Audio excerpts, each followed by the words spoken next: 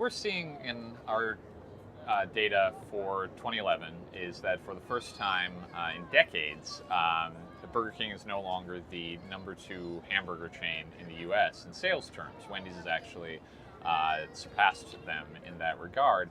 And this is significant primarily because it's never happened before. Burger King has been number 2 for decades. And because of what it shows about the way fast food consumption has changed in the U.S. over the last 5 to 10 years. So for the 80s and 90s, looking back, Wendy's was always a niche player in some ways, known for some slightly unusual items, baked potatoes, chili, the Frosty.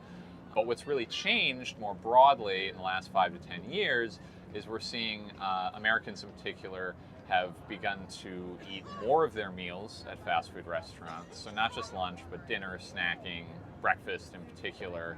And they've also become more willing to pay for good quality food from the right operator in a fast food environment. And Wendy's has really taken advantage of that in a way that Burger King, as yet, really hasn't been able to. There's been much more of an overall emphasis on the quality of the food. They've rolled out new items, Asiago chicken sandwiches, better quality burgers, also at higher price points. And they've done this in conjunction with fairly ambitious and ongoing effort to renovate their outlets, create a more inviting in-store space, and marketing efforts that have really focused on this. So talking about the fact that they use only 100% American beef that's never been frozen. They talk about their breakfast sandwiches. They're cracking their own eggs. They're not using pre-mixed eggs. All of this has really combined to create this image of quality, this image of freshness, combined with more menu variety. So things like salads, chicken sandwiches, all of that, all tied together with this idea of quality. And consumers have really responded with that. Wendy's outlets tend to make more.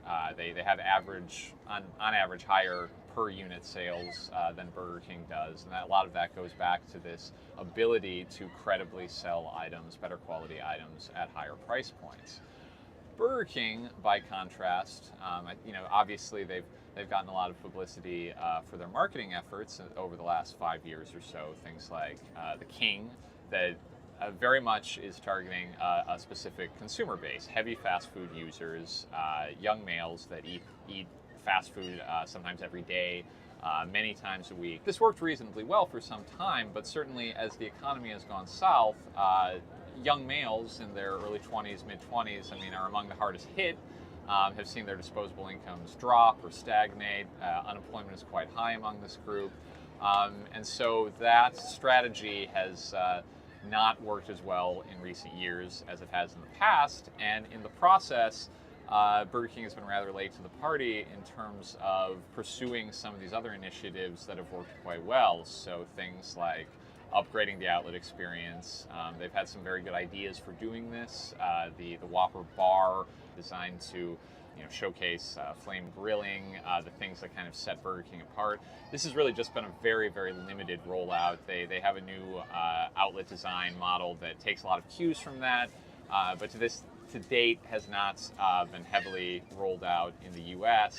So they have a relatively old outlet base. They have not been able to put forward this idea of better quality products. There's been less of that laser-like focus on freshness and quality.